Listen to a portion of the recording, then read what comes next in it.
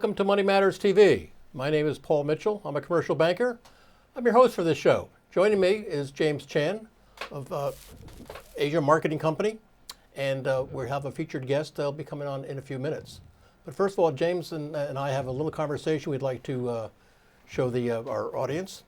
And James in particular has just come back from Hong Kong. I know. A lot of stuff happening in Hong Kong, not only for the last few weeks, but months, and maybe going on for a long time. I know. In the future. Well, yeah. So, any perspectives, James, that you could share with us? Well, I got back from Hong Kong a few nights ago, so in fact, I'm still in jet lag. So, I'm happy I can at least talk. But I went there for a reason. My 98-year-old mother is needing some attention, and excellent, good son, good son. I couldn't figure out when we can see each other again. So I decided, despite the protests in the streets, that it would still be worth my while to do Absolutely. it. It's a very complex issue, Hong Kong. I grew up there before I came to America, and I went to college there. So give us a sense. I mean, was that 40 years ago, 50 years ago? Well, I was born in 1949 in China, in Canton. Okay. And within 30 days, when I was still a newborn baby, my mother fled China. Wow. And she and my father fled to Hong Kong. So I grew up in Hong Kong for the first 21 years. Why did they flee to Hong Kong? Because in 1949, the Communist Party was about to take over all of China, and people with any money, even if you had only a fistful of dollars, you would be considered moneyed people, and moneyed people were considered bad. Right. They didn't know that my parents really had very little money. My grandfather left China when he was very poor, and he actually went to Honduras as an indentured laborer. So, but he made it, like quite a number of Chinese people who left. So I grew up in Hong Kong. I went to the University of Hong Kong, very good school, and I came to America in 1971. And there's one thing I want to tell you, Paul. I never thought that Hong Kong could see something like this. That Hong Kong is known to be safe. Yes. Quiet, orderly. As long as you have money, you can do anything. How independent has it been? Hong Kong has never been independent. Hong Kong was under British rule. Okay. The British was ruling Hong Kong from 1842 to 1997. Wow. So when I grew up in Hong Kong, my education was a colonial British education. So it wasn't part of China at the time at all? It was a colony. Great Britain defeated China during the Opium War, which was 1839 to 1842. And Hong Kong was given to Great Britain, a part of it, and then including other leased territories.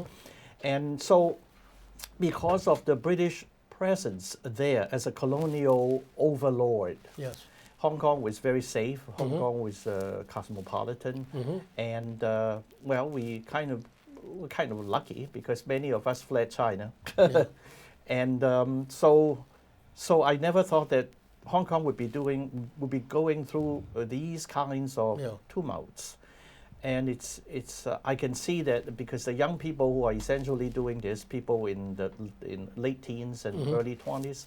And they feel that their freedoms are being eroded, that China is taking back whatever freedoms they have.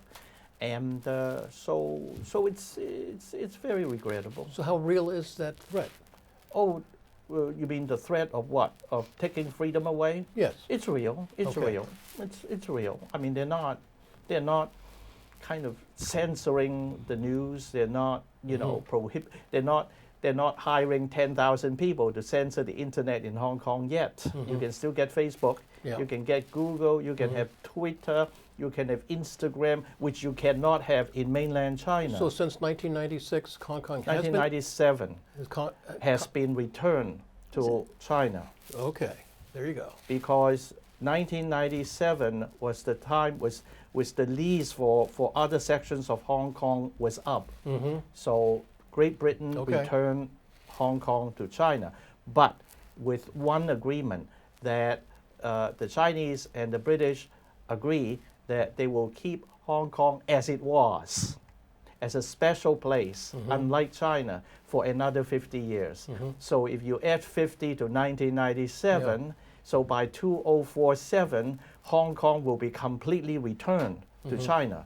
And Hong Kong cannot be any different from any other Chinese cities, like Shanghai, like Tianjin, like Beijing, Wuhan, etc., etc., etc. But in the meantime, Hong Kong people still have 28 years of so-called guaranteed freedom, freedom of press, freedom of assembly, and so on. And they have their own independent government. They try not to use the word independent because it's a taboo word. There's a separate. That's what they call one country, two systems. Yes. It's like one father, two mothers. Yeah, I just whatever. It's just something they make up. Tough. Okay. So you can't take it too seriously. But so did you worry for your safety there when you were there? I was a little worried. Yeah. If the protests were not there, I would have stayed for 4 to 5 nights instead of just 2 nights. Wow. And it so happened that my mother lives not in the central business district, not in the very crowded area. So protesters don't go to the outlying areas. So nothing bad happened to me. But on the other hand, I would take a taxi from the airport to where my mother was. I stay at a hotel near her, and I would take a taxi back to the airport. So I didn't even see my college friends. Yeah, there's one thing about Hong Kong that I want to tell people. Yes. Hong Kong is the least Chinese of all Chinese cities. You have more Westerners there. You do have freedom of press. You can have access to all the social media types, and which people cannot enjoy in China. So it's the least Chinese of all Chinese cities, and I think that is the appeal of Hong Kong. Not the ethnic city. No, Hong Kong, they're made up of Chinese. Cantonese, Chinese. I'm Cantonese. I'm Chinese. But what would even be the culture, or just the freedom? The culture is the non-communist aspect of it. Right. The communist aspects are not there permeating. They're not there. They feel like they are in Manhattan, in Amsterdam. Right. And a very strong until now. And a very strong economy. A very strong economy. Yeah. So it's too bad. I mean, because of the protests, hotel occupancy has dropped from 91% to 62%. And retail has suffered. I think it dropped 15 to 25%. So it's the impact is not good. So what are the prospects for the next 12 months? I really don't know. Nobody can tell. It can't last forever, obviously, but it's just. So if the mainland China exerts its whatever you want to call it, authority or power or whatever, over Hong Kong, they can if they want to. Who's going to stop them? Basically, other than nobody. A few protesters. Yeah. Basically, nobody can stop them. It's Chinese territory, and some of these protesters are now wishing that the Americans would come into their rescue, but I don't know. I don't know. Well, there's plenty of other countries too that could. Maybe. But China is not a weak nation anymore. No. So what, you're going to fight China? Yeah. But it's a very difficult, very prickly issue. So I have nothing clever to say. But it sounds depressing. I would say. At least I got to see my mother. So I did what I could. You're a good son. Amen for that. Amen for that. Thank you. Well, thank you very much, James, for the update. On site, eyeball to eyeball. It's pretty unique for our viewers and all. Yeah. So we have a question from one of our viewers. Okay. And the question is from Ralph Edwards of Philadelphia. James, right up your alley. Getting back into China. When China and the U.S. agree to a trade deal, what will change in the world economy? I think that there will be 3 changes. First of all, China's share of global GDP will continue to go up. Right now, China's share is 15%. America is 24 of the worldwide. Of the worldwide global GDP.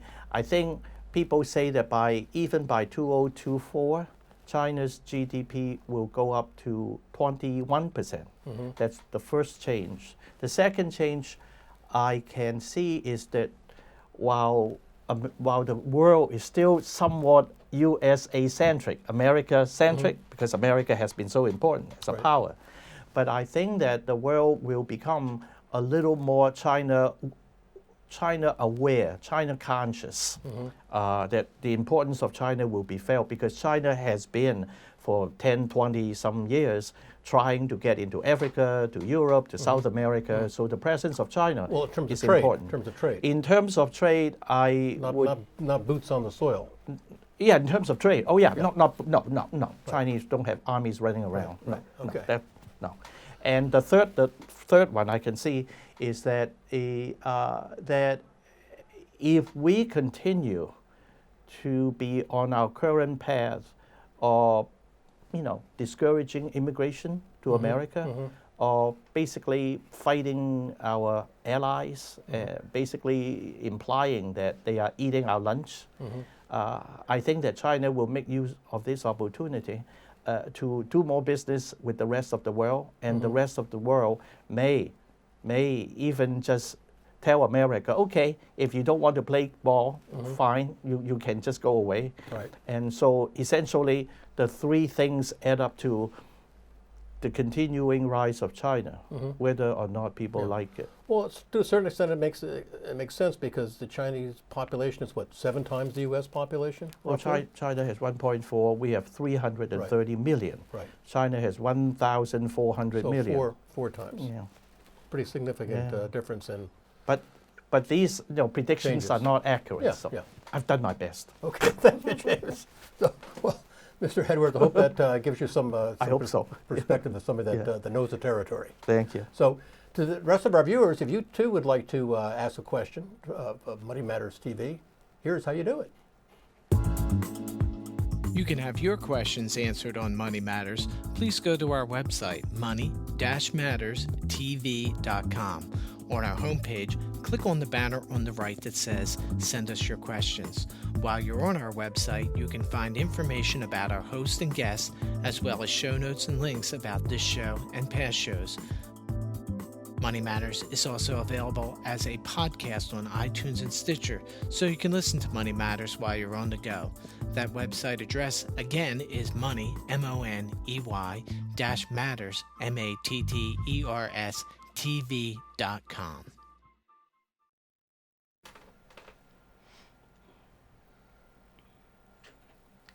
Welcome back to our show.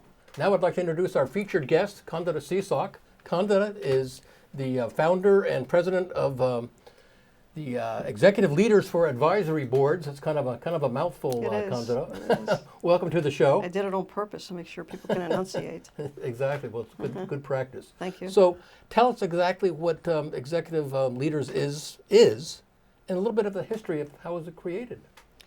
Well, as you know, Paul, since I've known you for quite a while, and Mr. Chan, I started CTS Associates 15 years ago. As in Candida Seaock. Yeah, I used my CTS initials, made it very easy for people then.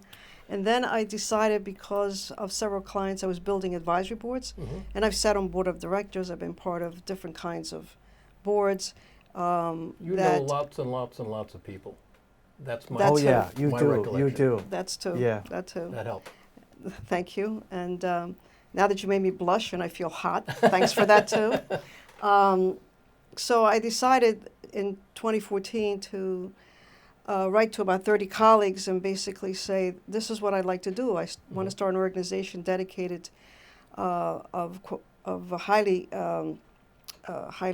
accredited and respected business people that would be advisors to boards, to small to mid-sized companies. And I'd like it to be a private organization, so forth and so on. I wrote to 30 people and I got 30 emails back within that same day. And I said, I hit something. Not surprised. Yeah. Not well, surprised. usually you get some percentage, but not all 30. So October 18th, 2014, I started it. I built it. It was a private organization in the sense that I chaired it, I ran it, I did all of those things. But to push it forward and get it out to the community and socialize it, 2 years ago I built a board, just like I tell the clients to do. I built a board. And we ended up having a chair for outreach, a chair for membership, a chair for growth company catalyst, which I'll explain, and a chair for marketing. I've got a question. When boards, we talk about boards. You've got an advisory board. But what are you, a regular board, or you create boards for companies, or is it an advisory board that effectively they do not run the company? No, advisory boards are different than governance board, which is board of directors. Yes. So advisory boards don't have fiduciary responsibility. An advisory board, if they're run or they're built like a business, not the cigar club or your best friends, basically it's run like the board of directors. There's quarterly meetings, there's monthly calls, the advisors always are helping the CEO, but the advisory boards are built for the CEO to take the strategy and make the company financially and operationally secure. Because there's not a group of shareholders that the board acts on behalf of. Advisors don't act as shareholders. There are advisory boards where they get a stipend plus a share of the company. Okay. It all depends how it's.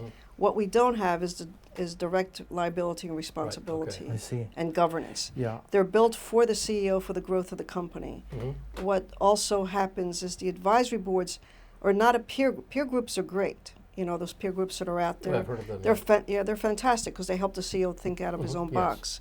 But the advisory board is built for the company, for the growth of the company, the benefit of the employees, the owners, the finances, the operations. And they are paid. So they are paid. They're stipend, yes. They're not serving for free. No. Okay. Not the advisory boards I built. Right. Yeah. Right. Now, there are advisory boards where they get just a percentage of the company, but that's up to the owner, the CEO, to decide.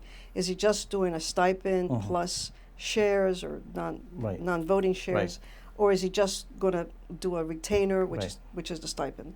So there are board of directors that have advisory boards, but what I'm talking about is companies that are mid-sized and small. They really need executive. Roughly what sales revenue do you mean by that? Anywhere under 300 million. Okay, well, that's pretty That's big in my not book. too small.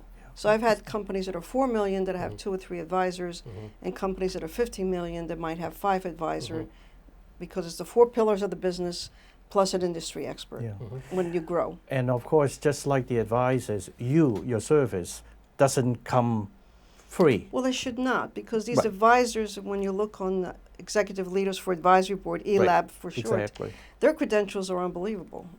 They're fantastic, they're fabulous. They've helped a lot of business, they've sold business, they've grown businesses.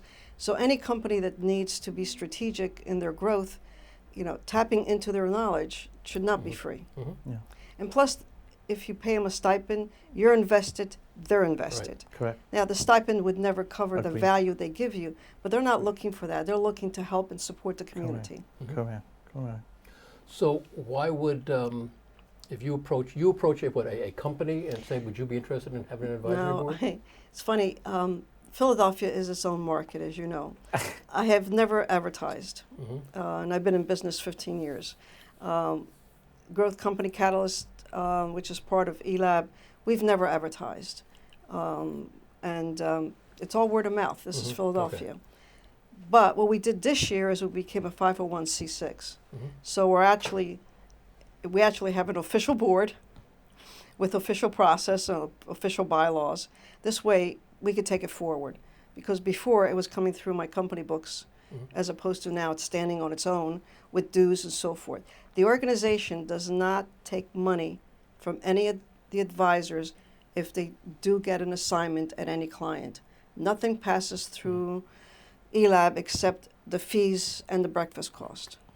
So 501c, that's a nonprofit? It's a nonprofit. But that's 6. Yours is a 6. 501c6. Right. So what's the difference between the 3 and the 6?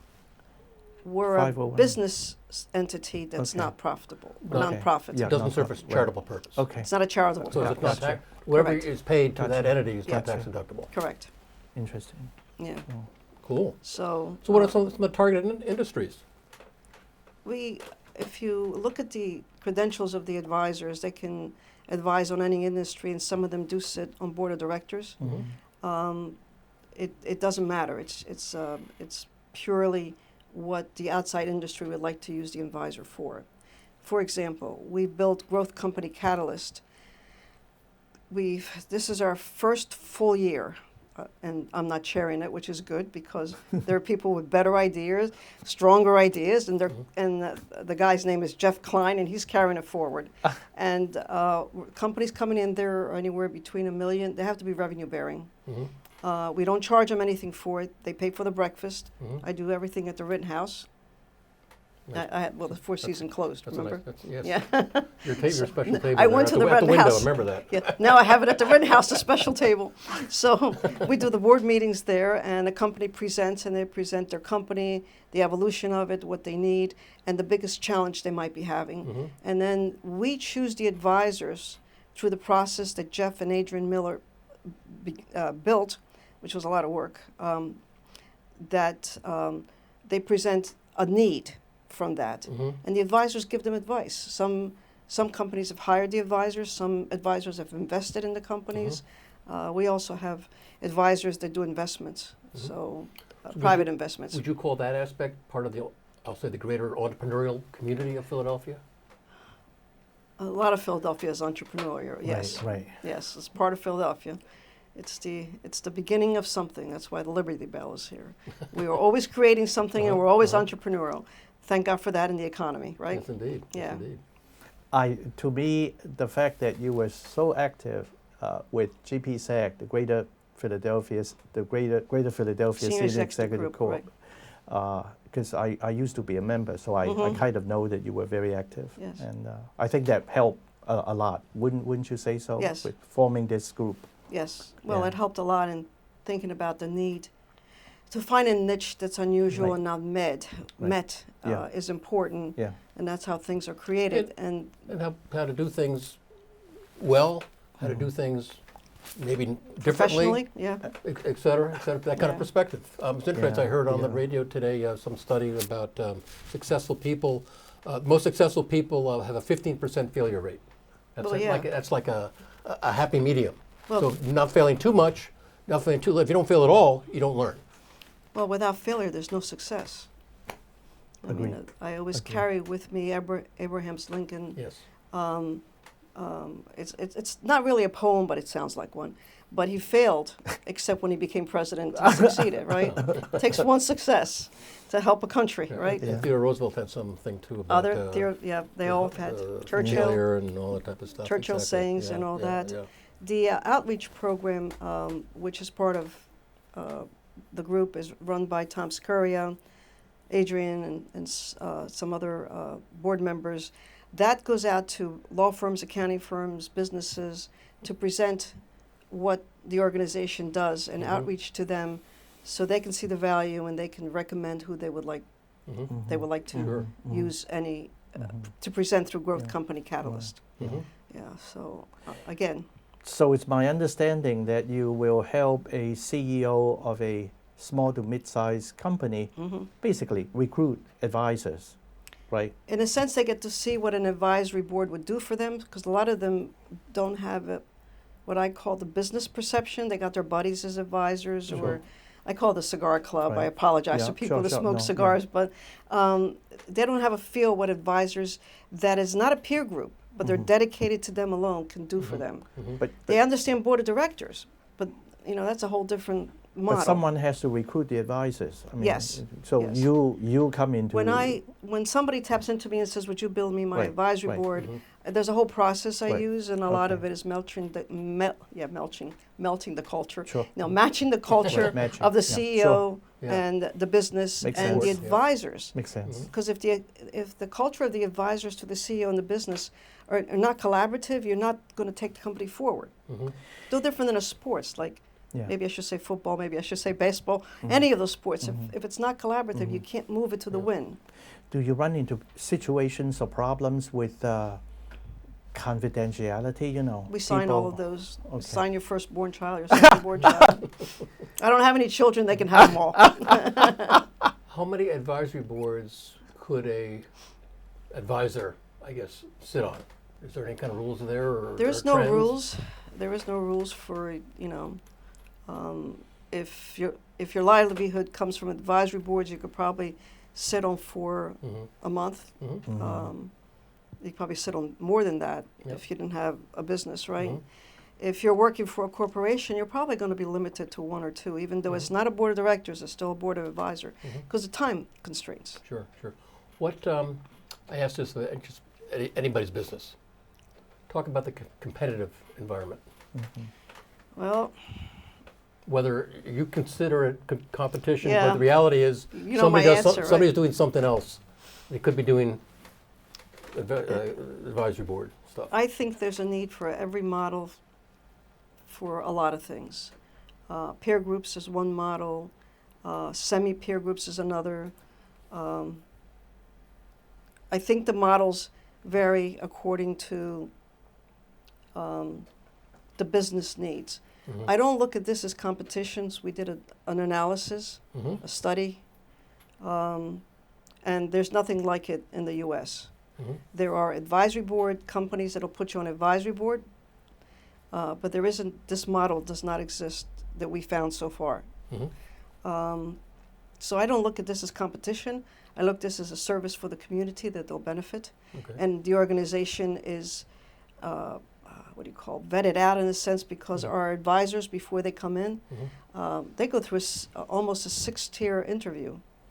It's not, That's a real vetting, yeah. Yeah, it's a real vetting. Last question that we have to end our interview, but I'm very interested in what is your entity's structure that is, in 10 years you might retire? What would be left of the organization? You mentioned a couple of names, I think. Well, there's is the it like chairs. an executive board, or what? There's an executive board, because there's a board. There's bylaws and all that. There's 8. We have 9 members on the board. I've got to include myself. The bylaws are pretty well set on when the board turns, if they want to turn. The structure is formal in a sense. We have, because we want to keep it professional and keep it very close to what would serve the community best if the approach was solid, if the process was good, right? So we have 36 members. We're not going to grow more than 50. We do have dues. We do have 6 times a year we meet. We have speakers, mostly from mostly on the business side. Like this Friday, the panel is about how do you build an advisory board. The good, well, actually, we called it the good, the bad, and the ugly of building an advisory board. And there's 3 of us members that are going to talk about it. Normally, it's an outside speaker, but once a year, our members talk. They talk all the time, but talk in front of the members. In terms of contacting you or the Executive Leadership Advisory Board, we did have on the tape, we had your name, contact name, and of course the Executive Leadership Advisory Board is a way that somebody could Google and contact you. It's there. Thank you very much. Sounds Thank like an you. exciting thing. Thanks for your contributions to the business community of Philadelphia. You're welcome. Right on. It must require some genius to write 30 emails and had 30 responses. So that ends our show, and I just want to let you know that on this show, your money matters.